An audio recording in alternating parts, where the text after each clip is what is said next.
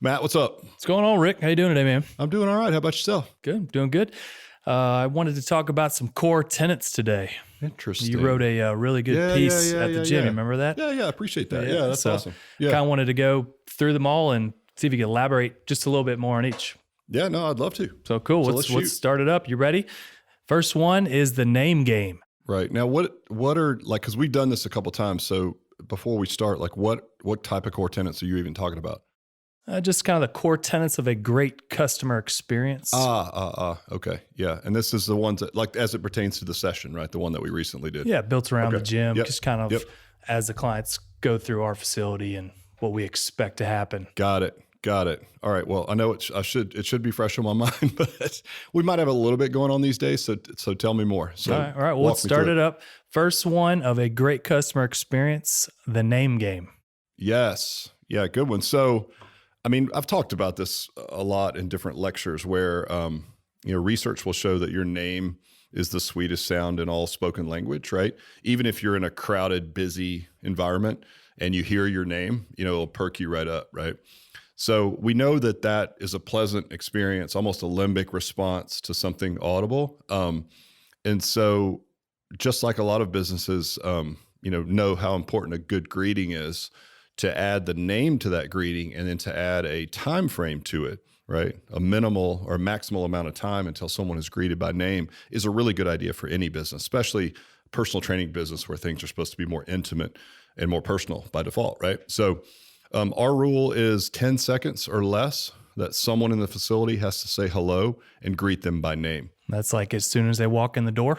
Ideally, yeah. I mean, listen, in our model, in a lot of personal training models, there's usually someone at the desk, but not always, right? There's just times when someone runs back to grab towels or, might be walking a new customer around, something like that.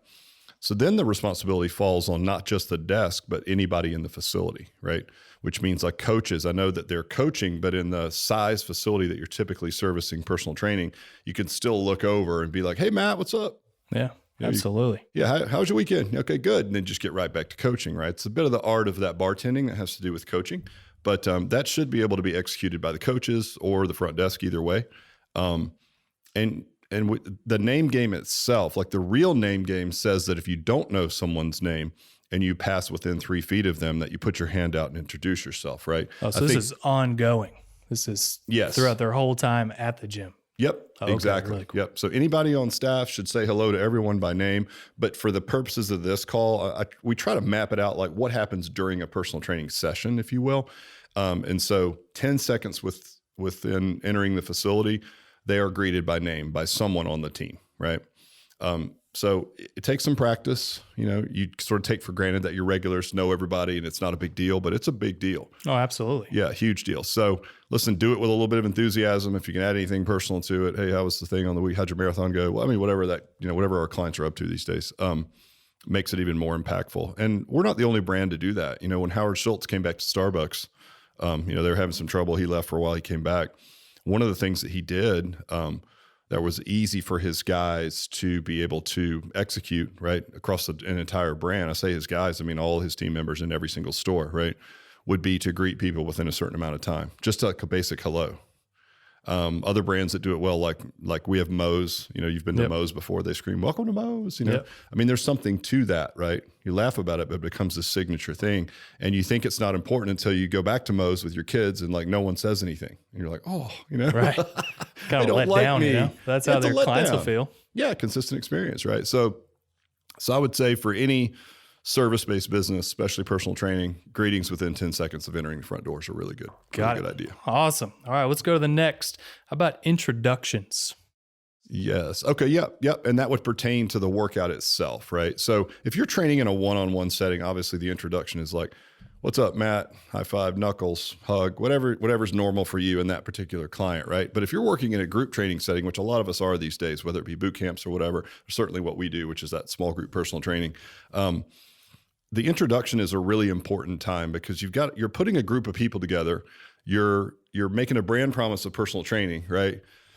So it's got to be intimate, but you also have 6 people together. So it's like, well, we want to build community even within the construct of personal training. Sure. So the way to do that is to do an effective introduction. And so let's look at a couple different scenarios. So if I have a brand new person to the group, right, I'm not going to embarrass them per se, but I'm just going to say, look, everybody, hey, this is Matt. He just moved in from Charlotte. He's been working with a trainer there. We're pumped to have him. He's going to do great. So everybody say hello, and they'll be like, hey, Matt.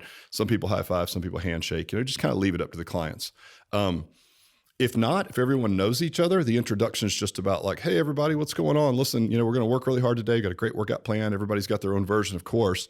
But before we start, why don't you high five each other, knuckles, handshake, something? Yeah. Because if we're working together, we're going to be able to work a lot harder. You're going to enjoy it more. Ease the tension a little bit. Yeah. It's just like a, hey, welcome, uncomfortable everyone. When they start. Yep. It's also a good time, like we have a systematic approach to this. If you don't, I would suggest building it to basically champion any things that have happened with clients. So like, let's say that you, Matt, came in and you had just referred a new client to the business. Well, that's something I want to champion, right? We want referrals. So I'd say, hey guys, welcome today. So-and-so's new, whatever. And I'll say, hey, I want to give a shout out to Matt. You just referred your friend Sally, and she decided to join. So props to you. We'll promise to work her twice as hard as we work you. Haha, that kind of thing. But that's a good time to do that, or to champion anything that might have happened. Like maybe you're a client that's lost a landmark amount of weight, like 50 pounds, right? I'd be like, hey, listen, guys, before we start today, I just want to give props to somebody that's here right now, and that would be Matt. He came in a year ago with a goal of losing this much. He's down 50 pounds, and that is no easy feat, so let's give a hand to Matt, that type of thing. Yeah, it's really cool. Yep. It's definite great way to start the session, not uncomfortable, kind of like I was saying.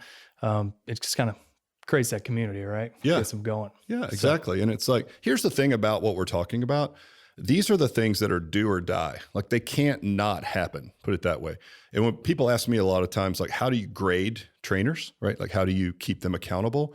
Well, this is one of the ways that you do it, right? You decide on what your core tenets are, or call them what you want, for a great experience around a session. And then you can secret shop your own coaches through your clients and make sure that these things are happening, right? These would be 7 simple questions eventually that you would hand out as a survey anonymously, let clients know that, right? And then they could then grade the coaches on whether or not they're executing the play correctly, cool. Right? So you may observe it, but let's face it, people might behave a little differently if you're the manager or the owner and you're around than they would at 7 o'clock at night when you're not. So this would be a great way to keep everybody honest. And if they know these things are going on, they'll be more true to running the play. Cool. It's just human nature. It's not like people don't want to do it. Everybody wants to do a good job and provide a good experience, but they just need to make sure that it's consistently done all the time. Sure. Yeah, absolutely. All right. Number 3. So after the introduction, describing the benefits of the exercises or what they're doing. Yeah. Yep.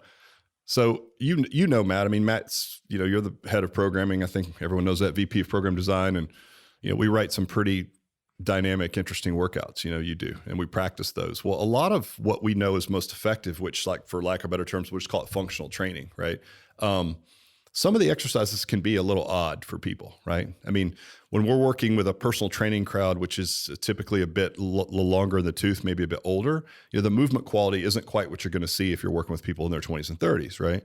So they're not going to move as well. And we're trying to get them to move better, but to do that, you almost have to stress test some of those difficult movement patterns, and to do that, you have to put them in good exercise. And sometimes that isn't comfortable and it feels awkward, right? And they're not on a machine where they can kind of hide out, So one way to sort of bring that awkwardness down a little bit is to get that emotional why buy-in from the customer and the client. And the way to do that is to explain the exercise through their lens, right? Like as trainers, we might say, wow, this is a Turkish getup. It's great for multi-planar shoulder mobility and stability and hip this and that. And the clients are like, yeah, dude, whatever. Like, I just want my ass to look better, right? Seriously, that's the mentality. So what's wrong with then saying like, hey, this is a great exercise for your love handles, right? I know it's not a technical term, but it doesn't matter. Like that rings true through the lens of the client. So what do we care, right? Doesn't matter what plane they're in and all, not to them. Like I would tell you that, and we would program that way. But at the same time, what's the benefit to the client? And if you know that client personally, listen, we're working in groups of 6 or less. So we know our clients, right? We've got an app and we're looking at it saying, okay, here's Matt. He has 25 pounds to lose. He really likes to work his arms, right? So if we're doing an exercise that seems a little bit awkward, would it be wrong for me to say, hey, Matt, this is really good for your arms, by the way. No, that would be a absolutely great not. thing to say, right? So the more specific we can get, the more effective it's going to be, but at least explain the benefits. Kettlebell swing's a perfect example, right? It looks weird. You're swinging a steel ball between your legs. It's like, it looks like you're humping a camel with a steel. It's a weird move. Like, let's face it. No one knows what that does. But if you say, hey, listen, this is really good for your lower back endurance. Okay. Probably, right? And it's really good. It's going to give you an amazing ass, right? I wouldn't say it that way, but it's really good for your glutes. It's really good for your butt. I would say that to people who had that as a main goal. Why would you not? Right? Yeah. What about like sports specific things? We have a lot of tennis players, golfers around here. Of course, yeah. What are you telling them? Yeah, well, yeah, you just relate it to their, if it's golf, tennis, which we have a lot of around here, then it would not be a bad idea to say like, hey guys, if you can work on this particular exercise and you could turn it a little bit better, this is going to give you a lot more power in your golf swing for sure. Yeah. And it's going to save your back. More buy-in, probably going to work a little harder. Yeah. I mean, shit, you'll do anything for your golf game. Right. I mean, honestly, yeah. So it's like not a bad idea, but basically what I'm saying is use the consumer's lens to explain the benefits of the exercise, not just show the exercise as 3, 2, 1, go. Right? Sure. It's more personal. And if you know some of the people in the group, again, we do the app, but if you have a communication tool for that, simply tell them the benefits through their lens is even more important, right? And you could do that throughout the session. It doesn't have to happen really, stagnantly and awkwardly at the start of the session. This is for glutes. This is for chest. I mean, you don't have to do that stuff. You can do it as the session goes along. Yeah, don't be that super technical trainer that just like saying big words and nobody really cares. I'm saying words, multiplanar, transverse abdominis. So it's like that's a transformer, I believe. Cool. All right, after the description, you start exercising. The next one is touch. Tell me about that. Yes, lots of touching, Matt. We are advocates of that. I've seen your sessions. That's why you're not a trainer anymore. Well, let's start with that. I mean, we get it. Yeah. I'm no longer allowed on the floor. Listen, touching means like, not touching, but touching, and a touch on the arm, pat on the back, right? So we know from studies outside of our industry. So, we have a good friend that's a client here who's a physician, and he goes to business seminars, for physicians. And they basically say, look, if you touch a client during a patient visit, like on the arm or the back or whatever that is, like a, hey, attaboy kind of touch, right? Then their perceived time spent with you goes up 30%, something like that. So if we know that's the truth, and we know that human touch is a huge sense, if you will, one of our main senses, and it's going to increase the perceived personal time spent with you or give you a better customer experience, just do it. So it's really easy just to have the directive of like, okay, I've got 6 people in my session. Everybody in my session is getting touched, right? On the arm, the back, pat on the back, something. Knuckles. I mean, give them something, right? So try to touch everyone in the session. Yeah. Well, for that reason. Imagine who we're generally working with. These people may be down on themselves and maybe not feeling real great. They're overweight. They need some positive, you can do a little touch on the shoulder is huge. You know, we're not all working with athletes where they're rah, let's go. It's easy peasy. So plus I don't even think that they realize that it's making them feel better, but it doesn't matter, right? It may be subliminal to a certain degree, to pat them on the back. Hey, great job. Touch their arm. Hey, I just want you to know you're doing a really good job. Anything. Yeah. Knuckles. I mean, it just depends on your relationship with those particular clients. It could be fun, humorous. We do a lot of that as well, but got to touch everybody every session. Well, we'll do another podcast about your touching. Like how to touch podcast? It'll be different. Yeah, that'll be good. I'll wear something different for that. All right. Yeah. Perfect. We'll get back to that. All right. So after the touch, just in the session, another thing, looking for wins. What does that mean? Yeah. So that kind of goes, it could really go along with touching if you think about it. But looking for wins means every client you should find a win for every client in every session. And let's back up a minute. It doesn't mean we're not talking about the wussification of America, like everybody gets a trophy kind of stuff. Like, oh, you're so good. If somebody's sandbagging, call them out on it. You're their coach. That's your job. All I'm saying is I'll bet you there's something that person has improved about their health and fitness from being a part of you or your programs or your facility, right? And so that's what you need to look for. So maybe here's a great example. Maybe you have a client that has a goal of losing 25 pounds and they're stuck at 15, right? Maybe they've been traveling a lot. They've had friends in, things that just keep them nutritionally from reaching those goals. So they're kind of beating themselves up, right, about that. Well, looking for a win for that person might be pointing out that they now do 10 more push-ups with perfect form than they used to do, or the fact that they can do any on their toes when they used to have to do a few elevated or on their knees. That's the kind of win that I'm talking about, right?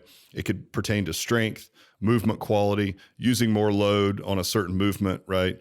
More range of motion. Anything that you can look for just to try to stay positive. And again, not not seventh place trophy positive, but positive in a way that's meaningful to them. And you're noticing something maybe positive about their health and fitness that they didn't, right? Oh, absolutely. Maybe it's just effort. Like, listen, it's not lost on me that you've been in here, 3 days a week consistently for the last 2 months and you haven't missed. So I just want to give you props, man. Good job. Yeah. I mean, people have trained for a long time often get lost in their programs and they really can't even see what they've improved on anymore. I mean, that's not their main goal. So that awareness is huge. I mean, how many times have we talked about this where you pull somebody out of the session, do what we call an accountability session, right? You bring them aside, you talk about how they're doing. Like they don't want to come see the principal, right? Because maybe they haven't reached their weight loss goal, but you get them in there, you do a strength evaluation of some sort, which might just be like, to say, again, keep it simple, max push-ups, and they do 12 more than they thought they could do, or they do 5 on their toes when they couldn't even do 1 on their knees or elevated, right? That's and huge. They're blown away. Talking about a positive experience, right? You leave here on cloud 9 as opposed to, I didn't lose any weight. My pant size is the same. Well, it's definitely everybody gets stuck on those aesthetics, losing weight. Yeah, and listen, you can't get away from that. You still need to address it. But I'm just saying in every session, try to look for some type of win, and it's going to definitely enhance that customer experience again. Cool. All right, the next up is accountability. Yes. I mean, what are we here for, right? I mean, you think the name personal trainer or coach, I think it's synonymous with accountability, holding people accountable to a certain standard or whatever that is. So the easiest way to do that is to simply make sure that they're scheduled for their next session. And there's a lot of powerful psychology behind that. So if I'm training a group of 6 in our setting, and you're finished with your session, right? And we won't get into the details today of how we do the sessions, but we kind of let people have their own experience within the experience. So I may finish up a little earlier than the other people in my group, which is great. All you have to say is like, hey, Matt, great job today. Listen, am I going to see you Thursday? You scheduled for your next session? All I'm saying is I care about you. When am I going to see you again? Like I want to see you again, right? Yep. And so that person then knows that even though they're training in a group of 6, like you miss them if they're not there. And we'll get into maybe on other podcasts, like ways that we also follow up, and make sure that people know that they're missed. But just asking people when they're coming in next, or if they're scheduled for their next session, something along those lines, goes a long, long way, especially those of you guys that are listening in that might be training like even bigger groups, like boot camps or like what we call team training, like large group, just plucking people out and quickly just saying, hey, when are you going to be back? Am I going to see you guys? Maybe it's 2 people leaving that are friends. You guys coming in Saturday for the workout? All right, yeah, we'll see you guys then. Right. So they're making that extra accountability commitment, not just to the schedule and to the business, but to you as a person, right? Like you expect to see them. And that's really powerful. So, have you ever hear anybody in your facility say it's just a workout? You're in trouble. You need some accountability. Exactly. They literally think they're just a number at that point. Yeah. And I mean, we know this, you can get hot and sweaty workouts anywhere that you want, right? But to know that you've got a team of people that care about you enough to ask when they're going to see you again. Yep. And a lot of people listening in, if you're an owner, and this is obviously more of a business podcast, you might think like this stuff's intuitive, but I can tell you it's not for your team. So if you have people working for you, you're going to have to teach it and hold them accountable to it, right? Sure. Yeah. Keep them accountable to hold your clients accountable, right? Boom. Ask them the question. All right. Finishing it up. Thank you. Yeah. I mean, this is simple as it gets, right? Like it's a weird dynamic because clients, the great thing about personal training, we do something that we love. People pay us to do it, and then they thank us like we saved their lives, right? So typically when you finish a session, or a lot of times, you have the client saying thank you to us, right? And it's cringy when I see a client saying to a trainer, thank you after a session, and the trainer says something like, no problem. It's like, that kind of indicates that it's kind of a problem, right? Right. I mean, at least go with the my pleasure, at least Chick-fil-A them a little bit. It's like, come on, man. Like no problem means like, it's kind of an issue, but yeah, whatever, no problem. It's not a great way to respond. So I would say that we should be thanking them back, right? So I would thank every single client at the end of every session. Hey, thanks for coming in today. You did a great job. Maybe you can combine that with a win, right? Hey, thanks for coming in today. Like those push-ups were amazing, like way better than you did last time. Am I going to see you Thursday? There's three. Check, right? Done. Took 2 seconds. So this isn't that hard. It just needs to be structured, written out for your team, and then for them to be held accountable. But we know there's a ton of competitors in our market. There's a lot of places to get a workout per your earlier statement. So we want to make sure that they understand that we appreciate the fact that they're here, that they are choosing to come to us, and that we are committed to earning their business every single time they come to the gym. And that's what that's all about. So I don't care if they thank you first. You can give them a no, thank you. whatever that is. But thank your clients before they leave, because they're the reason you're open, and they're the ones that keep the lights on, pay the bills. Absolutely. Well, that is it for the 7 core tenets. Anything you'd like to wrap up with? Thanks for bringing that up. I'd forgotten all about that. Yeah, That's awesome. I bet you did. I did indeed. All right, Matt, we'll see you next time, buddy. All right. Thank you.